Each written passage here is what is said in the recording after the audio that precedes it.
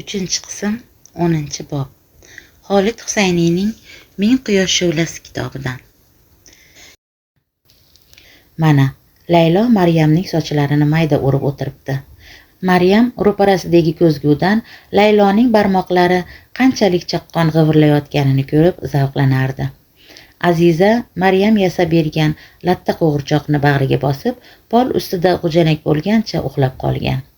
Maryam shu asnoda ayni damga qadar hech kimga og'iz ochmagani Jalil, Nana va uning bo'yniga minib olgan shayton haqida gapirishga tushdi.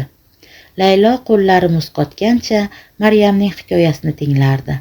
Shu asnoda Layloning ko'z o'ngida Bibijonning, Mulla Fathullaning, Jalilning qiyofalari, uning qiziga qilgan noinsofliklari, Nananing o'z joniga qasd qilishi, Rashidning nikohiga o'tishi, Qobulga kelishi, ilk homiladorlik va armonga aylangan umidlar birin-ketin jonlana boshladi. Keyin Laylo polga cho'kkalab, qizchasini sochiga yopishib qolgan bir qimtim ipni olib tashladi. "Sizga bir gap aytmoqchi edim", dedi u Maryamga. Shu oqshom Maryam uxlay olmadi. Karavotida o'tirgancha tashqarida uchqunlayotgan qor zarralariga tikilib chiqdi. Oylar, yillar o'tib borar, Qobulda davlat rahlamolari birin-ketin almashardi.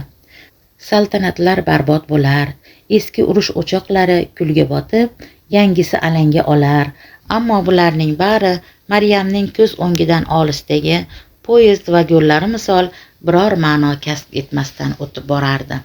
Uning yuragi tap-taqir quruq yerga o'xshar, unda na umid, na istak, na xohishlar nish urardi. Ammo so'nggi 2 oy ichida hayoti tamomila o'zgarib ketdi. U ana shu quruq dalada 2ta chiroyli gulg'uncha ochayotganini payqadi. Ularning biri Laylo, ikkinchisi esa uning o'zi singari nikohsiz tug'ilgan. Buni Maryam keyinroq bildi. Aziza edi. Aynan shundan keyingina shu paytga qadar biror marta nolimagan o'tmishi, bitmas tuganmas iztiroblariga kon ekanini anglab yetdi. Laylo, Aziza va Maryam endi ketishadi. O'tgan yillar uqubatda kechdi. Onasi, senga o'xshagan haromilarga baxt kulib boqmaydi, deb noto'g'ri aytgan. Mana, Xudo unga ham baxtni ravo ko'rgan ko'rinadi.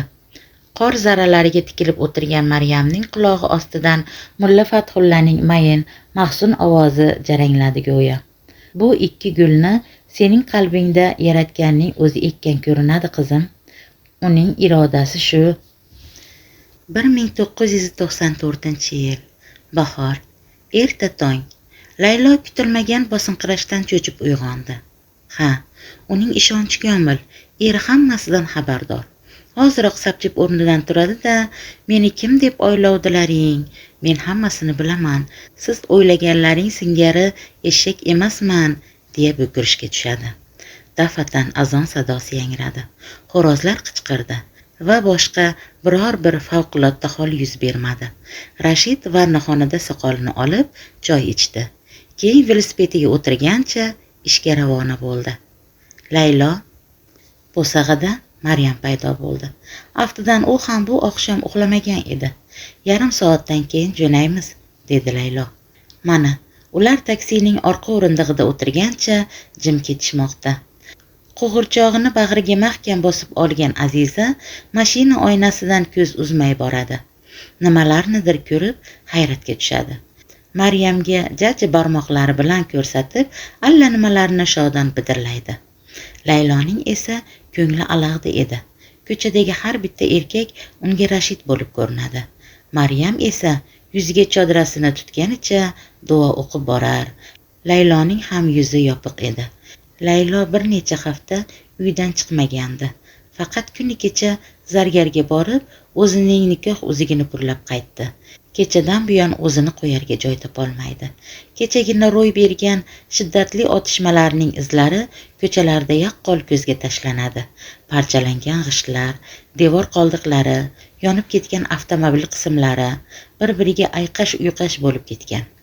Masjid oldida odamlar to'planib turganiga qaraganda kimningdir janozasi o'qilmoqda.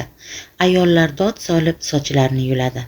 Laylo xavotir bilan qizchasiga qarab, uning qo'lchalarini siypalab qo'ydi. Lahor darvozasi bekatida Qobulning sharqiy qismidagi Puli Mahmudxon masjidi yonida avtobuslar karvoni qator tizilgan. Ularning tomiga liq to'la qilib jomadon va sumkalar yuklangan. Erkaklar ularning tushib ketmasligi uchun arqon tortib boylashmoqda. Avtobuslar panasida paranjiga o'rangan ayollar va bolalar to'planib turishibdi. Yana hamma yoqni boshiga pakol qo'ndirib, qo'nji baland harbiy botinkalar kiyib olgan mujohidlar bosib ketgandi. Har birining yelkasida avtomat. Laylo chodirasi ortidan ularga qo'rquv bilan qarar, xuddi hammaning nigohi ularga qaratilgandek edi. Birortasini ko'rdingizmi? So'radi Laylo. Qarayapman, dedi Azizani ko'tarib olgan Maryam. Ularning birinchi navbatdagi rejasi vaqtinchalik qarindosh vazifasini o'tay oladigan erkakni topish edi. Zero ayollarning erkin, ozod davri ortda qolgandi. Hukumat muhojirlar qo'liga o'tgach, mamlakat Afg'oniston Islom davlati nomini olgan. Rabboniy boshchiligidagi Oliy sudni chala mullalar egallab olgan. Bir paytlar ayollarga berilgan imtiyozlarning bari bekor qilingan. Xotin-qizlar yaqin qarindoshi hamrohligida safarga chiqa olar. Eriga xiyonat qilgan xotinlar esa toshbo'ron qilinardi. Shuning uchun ham chegaradan o'tishda biror erkak qarindosh topish juda muhim edi.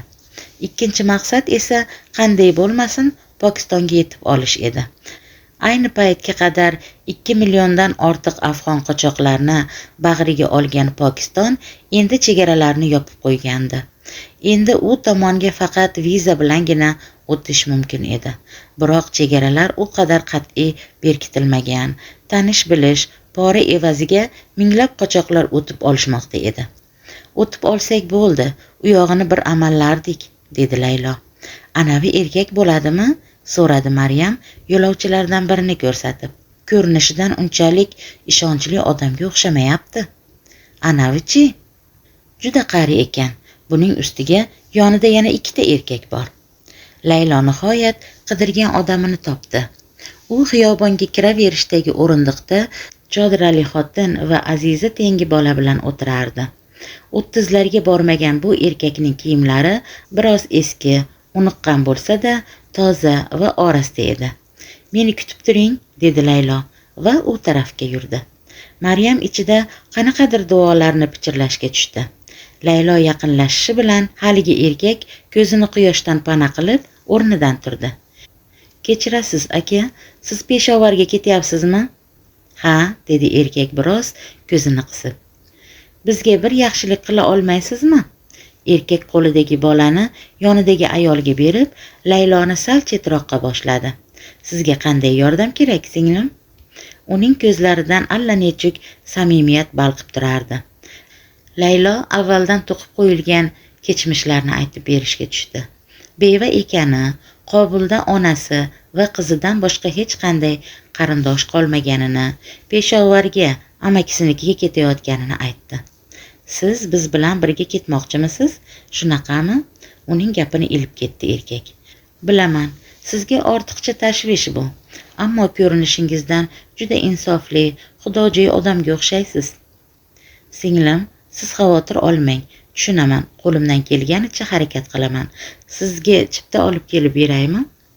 Laylo paranjisi ostidan pul solingan konvertni uzatdi. Unda shu paytgacha yig'ib yurgan pullarining qariyb yarmi, 1100 afg'oniy bor edi. Erkak konvertni shimining cho'ntagiga joyladi. Meni shu yerda kutib turing. U ro'parasidagi chiptaxona binosiga kirib ketdi. Yarim soatlar chamasi o'tib qaytib chiqdi. Chipta oldim, ular menda turgani ma'qul. Avtobus 1 soatdan keyin roppa-rosa 11da jo'naydi. Avtobusga chiqib o'tira turamiz. Mening ismim Vakil. Biz siz bilan amakivachchamiz. Tushunarlimi? Mabodo so'rab qolishsa aytarsiz. Menimcha so'rab o'tirishmasa kerak. Ularga o'zim hammasini tushuntiraman. Men esa Laylo, mening onam Maryam, qizimning ismi esa Aziza. Eslab qolaman. Bizdan uzoqqa ketib qolmanglar. Ular qo'shni o'rindiqdan joy olishdi. Tong quyoshli va iliq edi. Olisdagi tepaliklar uzra 2-3 to'p oq bulut suzib yurardi. Maryam o'zi bilan uydan olib chiqqan pechenyedan Azizaga yedirarkan, Layloga ham manzirat qildi. Tomog'imdan hozir suv ham o'tmaydi, dedi Laylo. Hamma yog'im titrab ketyapti. Men ham qo'rqyapman. Yaxshiyam siz bor ekansiz, Maryam opa. Bir o'zim qayoqqa ham borardim. Qo'ysangchi. Hali hammasi yaxshi bo'ladi. Mana ko'rasiz. Maryam ohista uning qo'lidan tutdi. Qur'onda aytilgan mag'rib ham, mashriq ham Allohga tegishlidir. Qayoqqa yuzlanma, Allohning siymosini ko'rasan. Darhaqiqat Alloh buyuk va qudratlidir. Ana bebib. Aziza barmog'ini avtobus tarafga niqtadi. Maryam ana bibib. Ko'ryapman Azizajon, biz hozir chiqamiz bibibga. Buni quvonishini qara.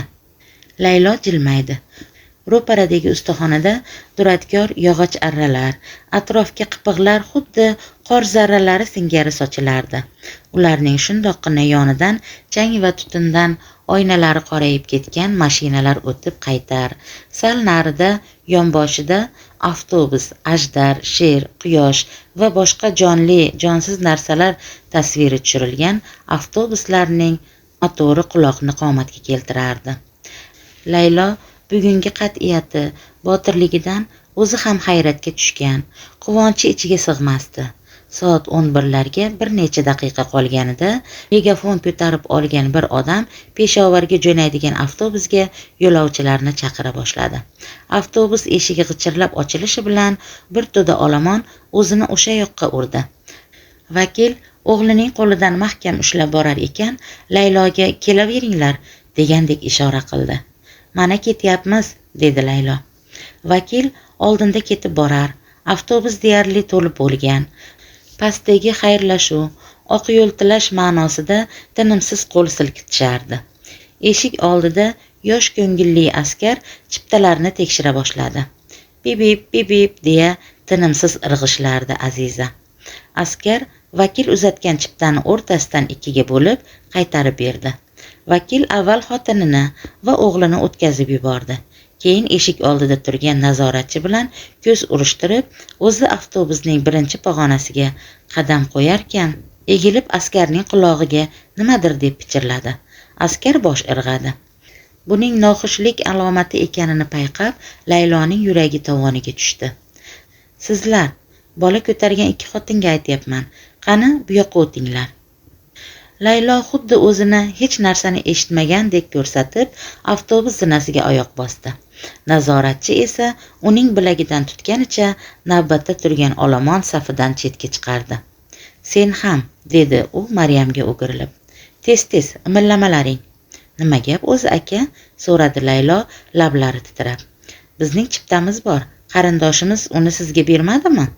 Nazoratchi jim tur degandek barmog'ini labiga bosib, o'ng yuzi uzunasiga chandiq bilan qoplangan yapaloq bashara sherigiga nimalarnidir pichirladi. Orqamdan yurlaring, dedi tirtiq soqchi ularga yuzlanib. Biz mana bu avtobusga chiqishimiz kerak, chirqiradi Laylo asabiy ovozda. Bizning chiptamiz bor, nega bizni ushlab o'tiribsizlar? Sizlar hech qayoqqa bormaysizlar. Eshitdilaringmi? Orqamdan yur dedim. Yoki mana bu yosh qizchangni ko'z o'ngida sizlarga qarshi kuch ishlatishimni istayapsizlarmi? Ularni katta yuk mashinasiga chiqarishdi. Beixtiyor Laylo avtobus tarafga qaradi. Vakilning o'g'li avtobus oynasidan ularga qarab shodon qo'l silkitardi. To'rabosxon chorrahasi politsiyasi bo'linmasida ularning har ikkalasini ham odamlar bilan liq to'la yo'lakning ikki burchagiga o'tkazib qo'yishdi. O'rtada uzun stol bo'lib, uning ortida bir erkak o'tirar, labiga sigaret qistirganicha yozuv mashinasini taraqlatib, qandaydir matnni oqqa ko'chirardi. Oradan 3 soatcha vaqt o'tdi. Aziza yo'lakning u tarafidan bu tarafiga pildirab charchadi. Boyagi kotib unga o'ynab turish uchun bergan qisqichlarni bir chetga uloqtirdi. Maryam bergan pechenyeni yeb tugatgach, oyisining qo'ynida uxlab qoldi. Soat 3larga yaqin Layloni so'roq qilgani olib kirishdi. Maryam yo'lakda qoldi.